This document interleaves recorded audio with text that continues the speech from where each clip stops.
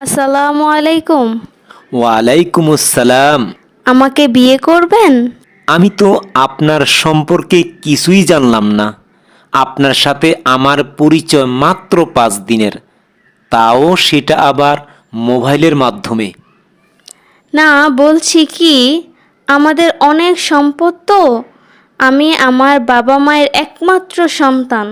ভবিষ্যতে এই বিশাল সম্পদের মালিক আমি একাই। মা বাবা দুজনেই বৃদ্ধ। আমার এত বিশাল সম্পদ পরিচালনার জন্য আমার একজন দায়িত্বশীল ও সৎ লোক দরকার। আপনার বাবা কি মুসলিম না? আপনার বাবা কি মুত্তাকি হওয়ার চেষ্টা করেননি? আমার বাবা মুসলিম কিনা এটা আপনার সন্দেহ হলো কেন? আমার বাবা তো জীবনে অনেকবার হজ করেছেন। আমার বাবা প্রতি বছর 20টা বড় বড় গরু কোরবানি দেয়। 5 ওয়াক্ত মসজিদে গিয়ে জামাতে নামাজ পড়ে। একটা রোজাও ভাঙ্গে না। আমার সন্দেহ আপনার বাবাকে নিয়ে নয়। আমি আপনার বাবার দিকে ফোকাস করতে চাইনি। আমার সন্দেহ হচ্ছে আপনার বিশাল সম্পদের কথা শুনে। আমি ফোকাস করতে চেয়েছি আপনার বাবার বিশাল সম্পদের দিকে। একজন প্রকৃত মুসলিমের বা একজন প্রকৃত মোত্তাকির কখনো বিশাল সম্পত্তি থাকতে পারে না। এটা সম্পূর্ণ অসম্ভব। বা একজন প্রকৃত মুসলিমের কাছে বিশাল সম্পদ থাকলেও সেটা জমা করে রাখবে না, এটাই সত্য। আমি একটা প্রশ্ন করব? জি, অবশ্যই প্রশ্ন করুন। আমার প্রশ্নটা হচ্ছে, আমার বাবা যদি প্রকৃত মুসলিম এবং মোত্তাকি হতে চায়, তাহলে আমার বাবাকে কি কি করতে হবে? আমি চাই আমার বাবা প্রকৃত মুসলিম এবং মোত্তাকি হয়ে মৃত্যুবরণ করুক। আপনার বাবা কোরআন পড়তে পারেন কি? জি, অবশ্যই কোরআন পড়তে পারেন। আরবিটা দেখে দেখে পড়েন নাকি বাংলা অর্থসহ পড়েন? শুধু আরবিটা দেখে দেখে পড়েন। বাংলা অর্থ পড়েন না? বাবা যে কোরআনটা পড়েন সেটাতে বাংলা অর্থ নেই, শুধু আরবি আছে। এই জন্যই আপনার বাবা জানেন না এবং মানেন না। আমি বুঝতে পারছি। আমার বাবা কি জানেন না এবং কি মানেন না? যেহেতু আপনার বাবা কোরআনের বাংলা অর্থ পড়েন না, এজন্য কোরআনের কোন কোন জায়গায় আদেশ, নিষেধ এবং উপদেশ আছে সেটা জানেন না। যেহেতু জানেন না, তাহলে সেটা মানবেন কিভাবে? আপনি সত্য বলেছেন। আমার বাবা সারা জীবন কোরআন পড়েই গেল, কিন্তু কোরআনের কি কি আছে সেটা তো আর জানতে পারলো না। আপনি কোরআনের বাংলা অর্থ পড়েন? আগে পড়তাম না। বাবার কেনা কোরআনের আরবিটা দেখে দেখে পড়তাম। আপনার সাথে পরিচয় হওয়ার পর আমি নতুন কোরআন কিনেছি। নতুন কোরআন থেকে বাংলা অর্থ বুঝে পড়ার চেষ্টা করি। তাহলে চলুন আমরা কোরআনের ওই আয়াতটির বাংলা অনুবাদ পড়ি। কোন আয়াতটির কথা বলছেন? বুঝতে পারলাম না। কষ্ট করে একটু বুঝিয়ে বলবেন? কোরআনের যে আয়াতটির জন্য আমি আপনার বাবাকে সন্দেহ করেছিলাম যে আপনার বাবা প্রকৃত মুসলিম এবং মুত্তাকি কিনা, ওই আয়াতটির কথা বলছি। সূরার নাম কি? সূরা নাম্বার কত এবং আয়াত নাম্বার কত? সূরা আল বাকারা, সূরা নাম্বার 2, আয়াত নাম্বার 219।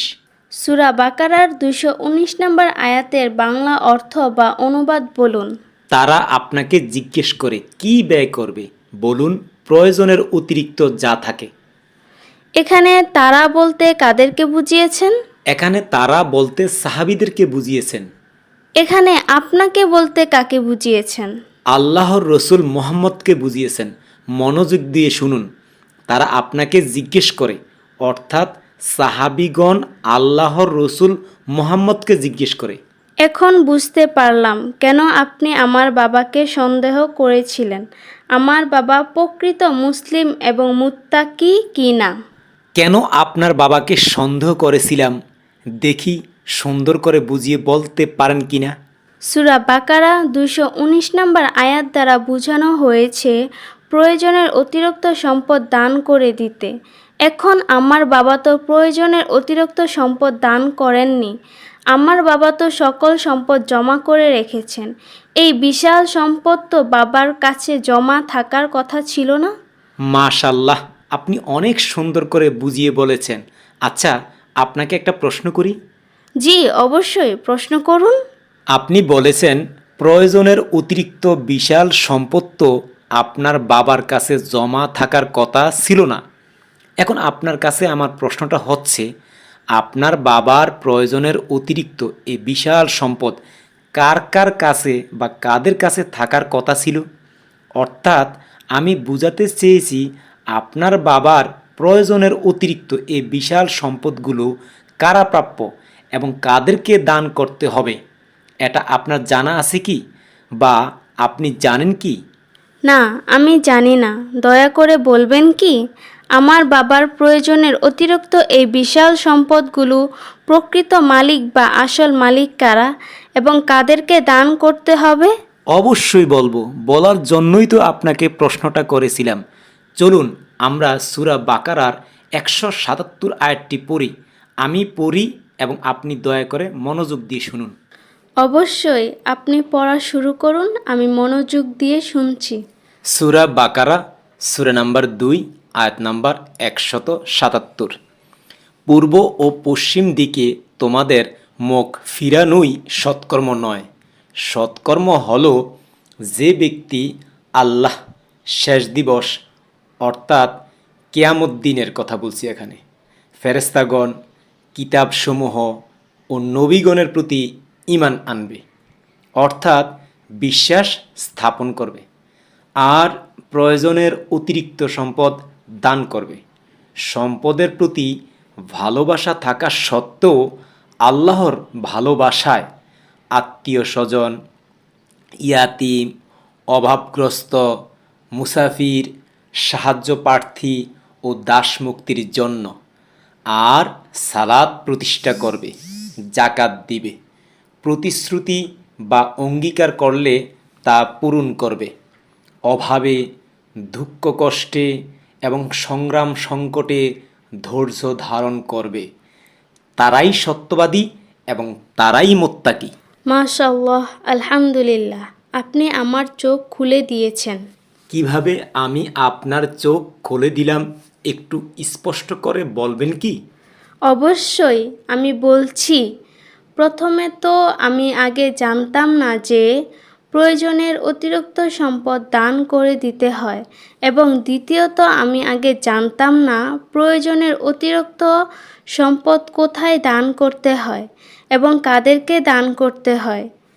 আপনার মাধ্যমে আমি কোরআন থেকে সেগুলো জানতে পারলাম, আর এজন্যই আমি আপনাকে বলেছি আপনি আমার চোখ খুলে দিয়েছেন। বুঝলাম, আপনার চোখ খুলে গিয়েছে। মানুষের প্রয়োজন কতটুকু সম্পদ তা কি বলতে পারবেন? মনে করেন আমাদের 5টা 10 তলা বাড়ি এবং একটা 2 তলা বাড়ি আছে। এখন 5টা 10 তলা বাড়ি তো আমাদের প্রয়োজন না, আমাদের জন্য 2 তলা বাড়িটাই যথেষ্ট। বাকি 5টা 10 তলা বাড়ি হচ্ছে অতিরিক্ত। আমাদের এই 5টা অতিরিক্ত বাড়ি বিক্রি করে দান করে দিতে হবে। মাশাল্লাহ, আপনি অনেক সুন্দর করে বুঝিয়ে দিলেন। আল্লাহ যাতে প্রয়োজনের অতিরিক্ত সম্পদ দান করার তৌফিক দান করেন, এই দোয়াটা আপনার বাবার জন্য করব ইনশাআল্লাহ। আমিও বাবাকে কোরআনের সূরা বাকারার 177 নাম্বার আয়াত দেখিয়ে বাবাকে বোঝানোর চেষ্টা করব ইনশাআল্লাহ। বাবা যাতে প্রয়োজনের অতিরিক্ত সম্পদ দান করে দেন। আপনার বাবাকে কোরআনের আরও কিছু আয়াত দেখাতে পারেন যদি আপনি প্রয়োজন মনে করেন। অবশ্যই দেখাবো। আপনি দয়া করে আমাকে সূরার নাম, সূরা নাম্বার, আয়াত নাম্বারগুলো বলে দিন। অবশ্যই দেখাবো। আমি পড়ছি, আপনি মনোযোগ দিয়ে শুনুন। বলুন, আমি মনোযোগ দিয়ে শুনছি। সূরা আল বাকারা সূরা নাম্বার 2 আয়াত নাম্বার 215। তারা আপনাকে জিজ্ঞেস করে কি ব্যয় করবে, বলুন তোমরা যে সম্পদ ব্যয় করবে তা হবে পিতামাতা, নিকট আত্মীয়, এতিম, মিসকিন ও মুসাফিরদের জন্য। জি, বুঝলাম। এই আয়াতটি অবশ্যই আমার বাবাকে দেখাবো। কোরআনে এরকম আয়াত অনেক আছে যেখানে আল্লাহ বলেছেন দরিদ্র, অসহায়, এতিম, মিসকিন, সাহায্য প্রার্থীদেরকে দান করতে। সূরা আল মাউন, সূরা নাম্বার 107, আয়াত নাম্বার 1-3। তুমি কি তাকে দেখেছ যে কিয়ামতের দিনের কথাকে মিথ্যা বলে?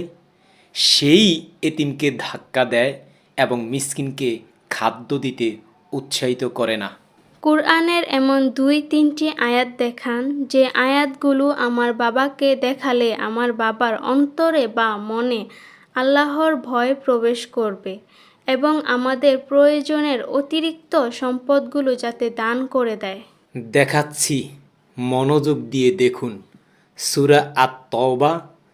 আর যারা স্বর্ণ ও রূপা জমা করে রাখে এবং আল্লাহর পথে ব্যয় করে না, তাদেরকে যন্ত্রণাদায়ক শাস্তির সুসংবাদ দিন। যেদিন জাহান্নামের বা দোজখের আগুনে জমানো স্বর্ণ ও রূপাকে গরম করা হবে, আর এই জমানো গরম স্বর্ণ ও রূপা দিয়ে তাদের কপালে, পাশে ও পিঠে দাগ দেওয়া হবে। বলা হবে, এগুলো সেই স্বর্ণ ও রূপা যেগুলো তোমরা নিজেদের জন্য জমা করেছিলে, সুতরাং তোমরা যা জমা করেছিলে তার স্বাদ গ্রহণ করো। আমার অনেক ভয় হচ্ছে। কেন ভয় হচ্ছে? বাবার জন্য ভয় হচ্ছে। আমাদের অনেক স্বর্ণ এবং রূপা আছে। বাবা এগুলো অনেক দিন জমা করে রেখেছেন। তাছাড়া ব্যাংকেও আমাদের অনেক স্বর্ণ আছে। বাবা যদি এই অবস্থায় মারা যান, তাহলে বাবাকে তো এই জমানো স্বর্ণ ও রূপা গরম করে দাগ দেওয়া হবে।